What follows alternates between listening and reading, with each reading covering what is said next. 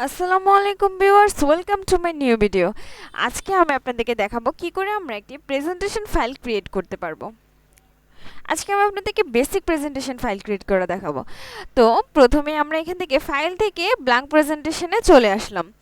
তো তার আগে আমি আপনাদেরকে বলে দিচ্ছি, এইখানে রয়েছে মোর থিমসে যে আপনি এখান থেকে আপনার হচ্ছে পছন্দ মতো টেমপ্লেট এখান থেকে ইউজ করতে পারবেন। এখানে অনেক ধরনের টেমপ্লেট রয়েছে, এডুকেশন, চার্ট, ডায়াগ্রাম বা যেগুলো এখানে নেই সেগুলো আপনারা এখান থেকে সার্চ করে নিয়ে নিতে পারবেন। ওকে, তো আমি আজকে একটা ব্ল্যাঙ্ক ফাইলে আপনাদেরকে ক্রিয়েট করে দেখাবো। তো আমরা স্লাইডে চলে আসলাম। প্রথমেই দেখেন আমাদেরকে এখানে বাই ডিফল্ট একটি স্লাইড দেওয়া রয়েছে, সেখানে এখানে বলা রয়েছে click add to title and click add subtitle. তো আমরা আমাদের পছন্দ মতো স্লাইড নিয়ে নিব। দেখেন এখানে নিউ স্লাইডের অপশন রয়েছে। নিউ স্লাইডে গেলে আমরা এখান থেকে দেখতে পাচ্ছি title slide, title and content slide, section header. এখানে বিভিন্ন ধরনের টাইটেল রয়েছে। সেখান থেকে আপনি আপনার পছন্দ মতো টাইটেলটি চুজ করে নিতে পারবেন, বা আপনি এখান থেকে ব্ল্যাঙ্ক স্লাইড নিয়ে সেটিকে আপনি কাস্টমাইজ করে নিতে পারবেন। ওকে, তো আমরা এখান থেকে টু কন্টেন্ট, তারপর হচ্ছে টাইটেল অ্যান্ড কন্টেন্ট, তারপর এখান থেকে রয়েছে এই যে, তো আমরা এখান থেকে নিয়ে নিলাম। নেওয়ার পর আমরা এখানে দেখতে পাচ্ছি আমাদের আচ্ছা, আমরা আরও কিছু স্লাইড নিয়ে নেই। ওকে, এখানে আমরা দেখতে পাচ্ছি আমাদের অনেকগুলো স্লাইড রয়েছে। তো প্রথমে বলতে চাচ্ছি যে স্লাইড যে অনেকগুলো রয়েছে সেখানে আমি এক একটা স্লাইডে এক একটা জিনিস আমি লিখলাম।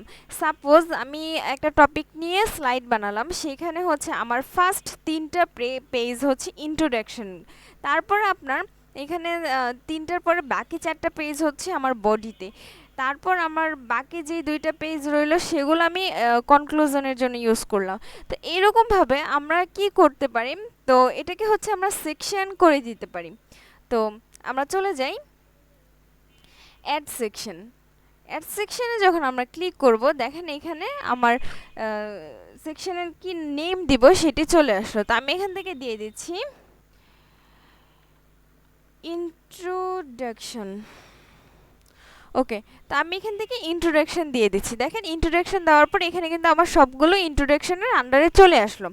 তারপর আমি হচ্ছে যেই স্লাইডটি থেকে নিউ সেকশন করতে চাচ্ছি, আমি এখানে 3টা স্লাইড ইন্ট্রোডাকশনের জন্য রাখলাম, তারপর আমি আরেকটা নিউ স্লাইড করতে চাচ্ছি ফোন নাম্বার স্লাইড থেকে।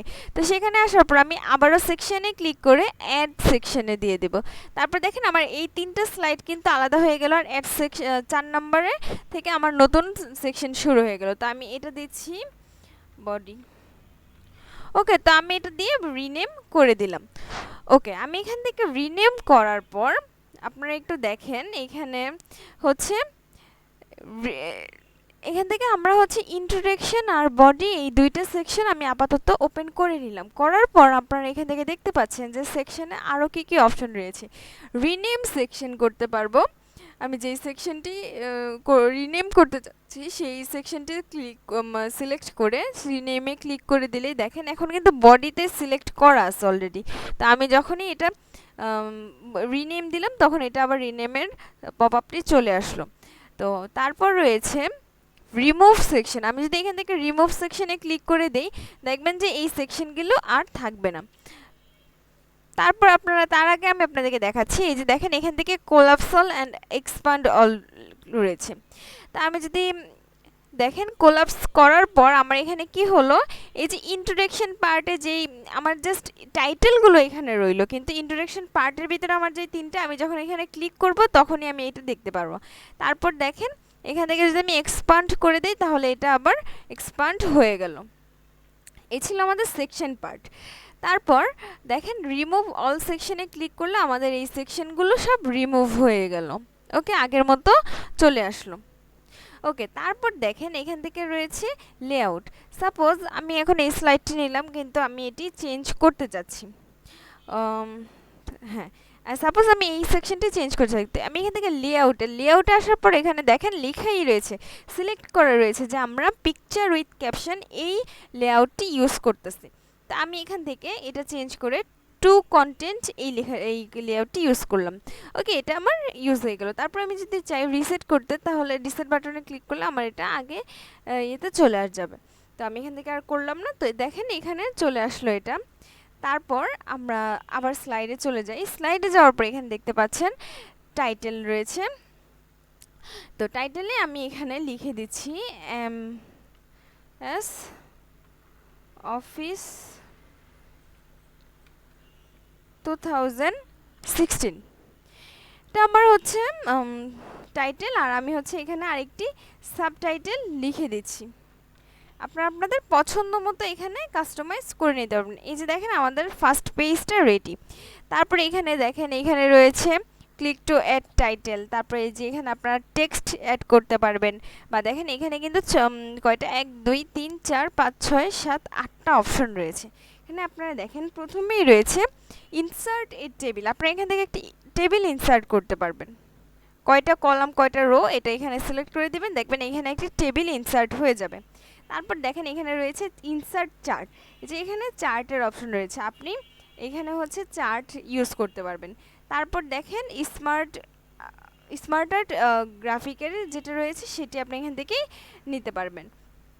তারপর রয়েছে এখানে 3D মডেল। 3D যে মডেলগুলো রয়েছে সেগুলো আপনি এখান থেকে ইউজ করতে পারবেন। তারপর রয়েছে পিকচার। আপনি এই পিকচারটা হচ্ছে আপনার কম্পিউটার থেকেও নিতে পারবেন, বা হচ্ছে অনলাইন থেকেও। এই যে অনলাইন পিকচারের জন্য আরেকটি আলাদা অপশন রয়েছে। এই যে অনলাইন পিকচারে আপনি এখান থেকে এই যে বিংয়ে সার্চ করে যে কোনো কিছু সার্চ করলেই আপনার হচ্ছে পিকচার চলে আসবে। এখান থেকে আমি সার্চ করলাম, দেখেন আপনার এখানে হচ্ছে এই যে অনেক পিকচার চলে আসলো, মানে যেটি আপনারা সার্চ করবেন চলে আসলো। তারপর এখান থেকে ইনসার্টে ক্লিক করলেই আপনার এখানে চলে আসবে। তারপর এখানে দেখেন আপনার ভিডিও এখান থেকে ইনসার্ট করতে পারবেন, এবং হচ্ছে এখান থেকে আইকনও ইনসার্ট করতে পারবেন।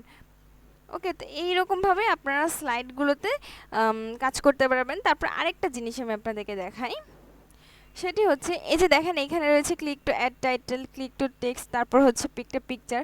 আপনাদেরকে দেখাই, সাপোজ আমি এই পিকচারটি ইনসার্ট করলাম, তারপরে এখানে দিলাম বাংলাদেশ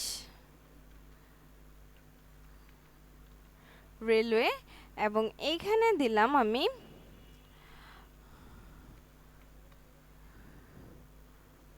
রেল লাইন। হ্যাঁ, সাপোজ আমি এটা দিলাম। এখন আমি চাইলে কিন্তু এগুলাকে এডিট করে দিতে পারি, এটা কাস্টমাইজ করে দিতে পারি। যে আমার পিকচারটা হচ্ছে এইখানে, পিকচারটা এখানে আছে, আমার পিকচারটা এখানে থাকবে না, আমার হচ্ছে এটা থাকবে এই দিকে, আমার পিকচারটা থাকবে এই দিকে, আর তারপর হচ্ছে আমার এই লেখাটা থাকবে এটার নিচে। তো আমি চাইলে কিন্তু এইরকমভাবে কাস্টমাইজ করে দিতে পারি। ওকে, তো আপনারা আপনাদের পছন্দ মতো এগুলো কাস্টমাইজ করে দেবেন, যেখানে যেটি আপডেট করা দরকার সেখানে করে দেবেন। আশা করি কি করে আমরা একটি বেসিক প্রেজেন্টেশন ফাইল ক্রিয়েট করতে পারি আপনারা বুঝতে পেরেছেন। আজকের ভিডিও এই পর্যন্তই। আসসালামু আলাইকুম।